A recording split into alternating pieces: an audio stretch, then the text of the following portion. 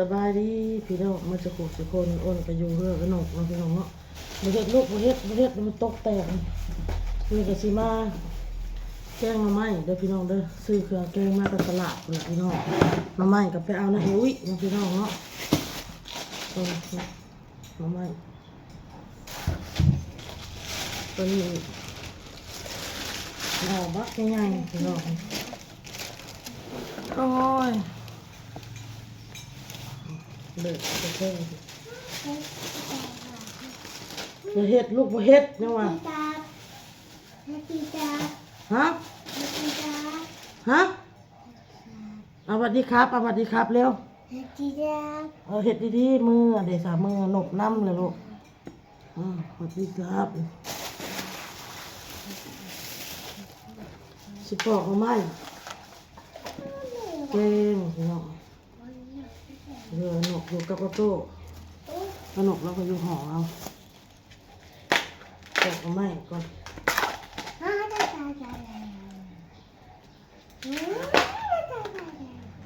สวัสดีครับสวัสดีครับ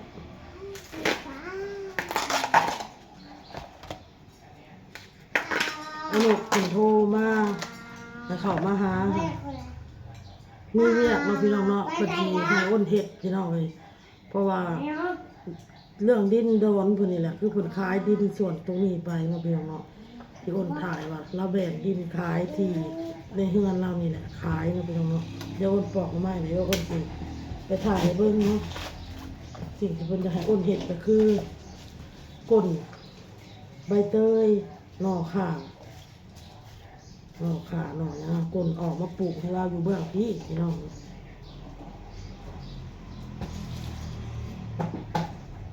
ก้นมดเนาะเพราะว่าเพิ่นซื้อแล้วเป็นของเพิ่นแล้วล่ะกัน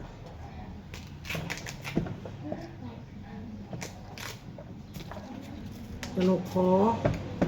ว่า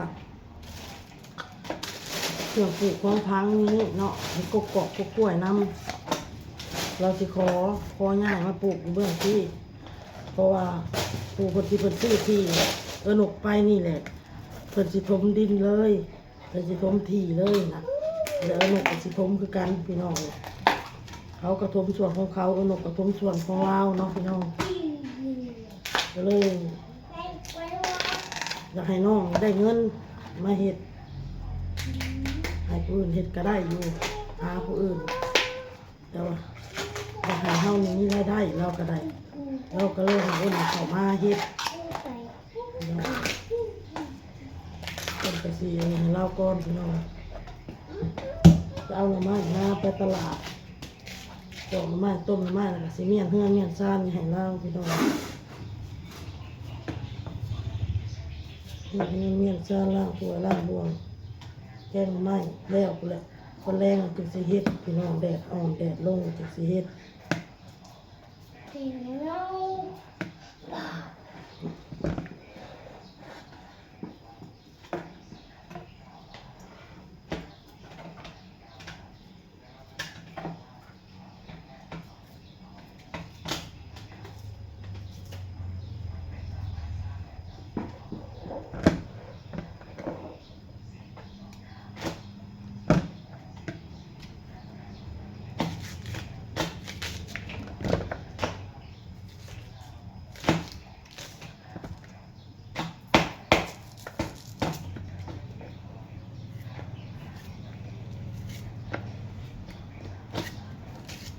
ล่างพี่น้องล่างแล้วก็ต้มเตาแก๊สมันยากแป๊บเดียว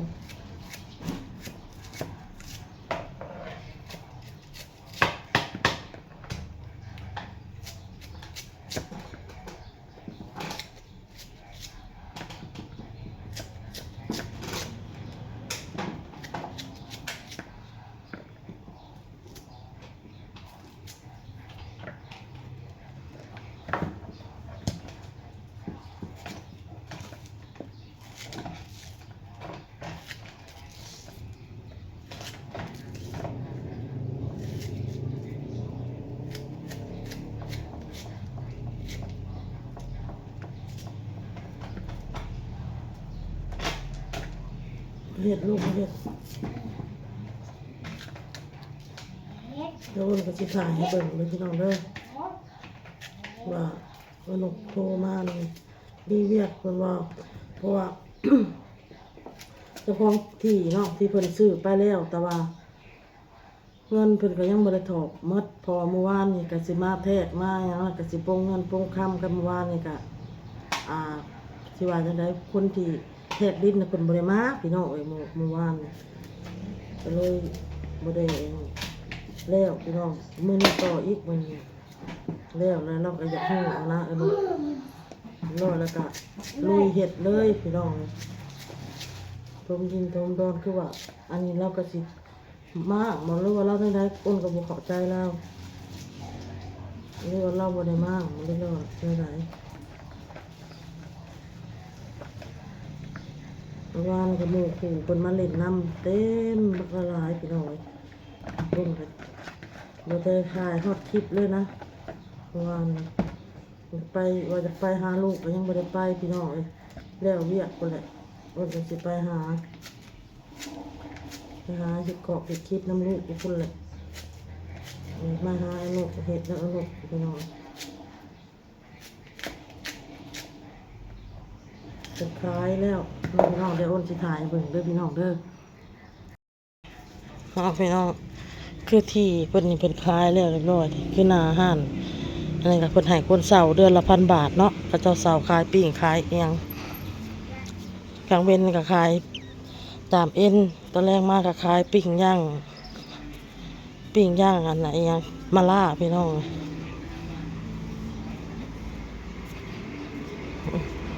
แต่ส่วนหัวตัวนั้นมาหอดส่วนหัวตัวนี้เลยพี่น้องเด้อตัวนี้ก็แม่นเฮือนนกพี่น้องตัวนี้นะตัวนี้ก็แม่นเนาะตัวนี้เพิ่นให้คนนั้นตาบอดเศร้าพี่น้องเลยลายได้พี่น้องคนตาบอดมันเป็น10พี่น้องเฮือนหลังนี้แล้วก็สิมีปีหนึ่งเนาะปีหนึ่งเพิ่นนะจ่ายเท่าหนึ่งปี$1,800พี่น้องเลยมีโครงการจากเมืองนอกพุ่นแหละเราพี่น้องเพิ่นจ่ายให้เพิ่นเศร้าให้ว่าซี่นะนี่เพิ่นขายส่วนตัวนี้แหละพี่น้องแต่ส่วนหัวพวกนั้นมาส่วนหัวตัวนี้เพิ่นแบ่งเนาะขอไปในเลยพุ่นเลยพี่น้องแบ่งขายแล้วนี่นกเพิ่นโทรมาให้อุ่นเห็ดนี่แหละกอขาเรานี่เราให้คุดพี่น้องเลยคุดออกหมด1 กอ 2 กอ 3 กอทางใน3-4 กอนี่แหละกอขาของเราเนาะแล้วก็มีใบเตยยังในของเราอยู่หันนะกกล้วยหั่นเนาะพี่น้องใบกล้วยก็งามพี่น้องที่มันมีมะกอกมะกล้วยแล้วก็ให้ตัดออกลงมาให้เรายังพันในเห็ดพี่น้องเลยคอยสิเมียนเฮือนให้เราก่อนเนาะเพราะว่าเมื่อวานหมู่ขู่เรามากินกันแล้วก็อ้นกับนกนี่แหละกับหมู่ขู่เอื้อยเนาะพี่น้องเนาะเห็ดยำยำยังกินเมื่อวานนี่เห็ดซอยจุซอยจิกินอ้นกับหมู่ขู่เพิ่นกับบ่สะดวกต้องการให้เฮาเห็ดคลิปอ้นก็เลยบ่ได้เห็ดฮอดคลิปเมื่อวานนี่เนาะพี่น้องเนาะคนนั้นคอยเห็ดไปพี่น้องเลยบ่ฮู้มื้อใดสิแล้วเนาะกกล้วยนะก็เพิ่นให้ก้นเราสิก้นออกขุดออกนะอ้นก็อยากได้มาปลูกอยู่พี่น้องแต่บ่สิเอากกใหญ่ดอกสิเอาหน่อน้อยๆมันทำมาปลูกพี่น้องมีแค่นี้แหละพี่น้องที่นกเราจะให้อ้นเห็ดนะพี่น้องเนาะมีแต่ก้นหน่อขาหั่น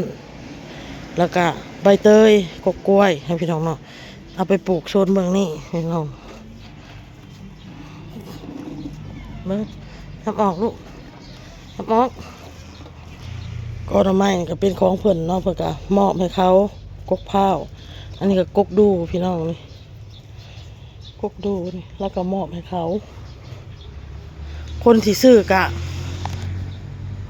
ดินตัวทางหลังน่ะก็แม่นดินนกเด้อพี่น้องเด้อหลังจากเพิ่นซื้อแล้วเพิ่นก็เฮ็ดกำแพงตัดเลยนะพี่น้องเนาะแล้วก็ที่นกแบ่งขายนี่ก็เจ้าเก่าอะไรเพิ่นมาซื้อนะพี่น้อง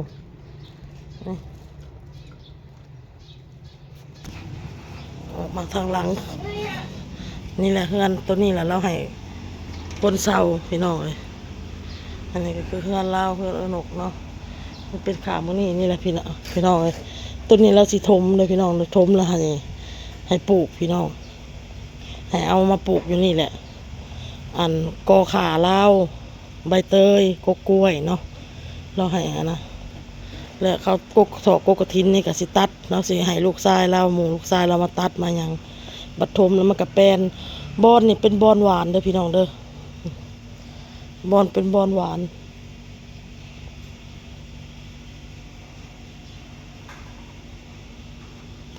บอนหวานอ้อมอิหยังเห็ดไปเห็ดโอเห็ดหยังก็ได้พี่น้องแซ่บบอนอันนี้เนาะมันบ่แม่นบอนคันไปลูกไปเข้าไปเห็ดกับบ่แม่นอ้นเห็ดคนเดียวดอกพี่น้องเลยเห็ดกับหมูอีกผู้นึงเนาะพี่น้องเนาะแต่ว่าเราเอาเห็ดน้ำกัน2 คนกับหมูกันนี่แหละเนาะบ่ฮู้ว่าเพิ่นสิมาเห็ดหรือบ่พี่น้องบ่ฮู้เนาะ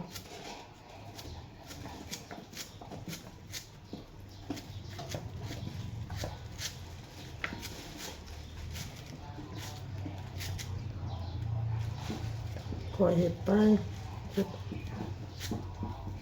เดี๋ยวเล็กเท่าน้อยมันหนักแล้วดอกพี่น้อง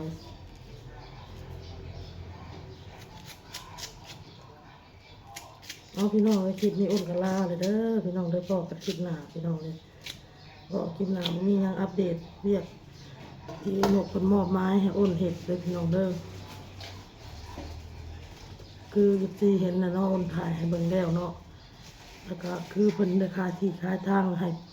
สิมาเมียนนี่แหละเฮือนครัวทั้งหลอกทั้งหลังนี่แหละเห็ดซอยเพิ่นเนาะพี่น้องเนาะบ่ฮู้มื้อใดแล้วพี่น้อง ในราคาที่เพิ่นขายนั่นหลายบ่เนาะพี่น้องเนาะ2 ล้านบาทเนาะพี่น้องเนาะเพิ่นขาย2 ล้านบาทตัวเป็นดินในตัวเมืองพี่น้องเลยดินในตัวเมืองแล้วก็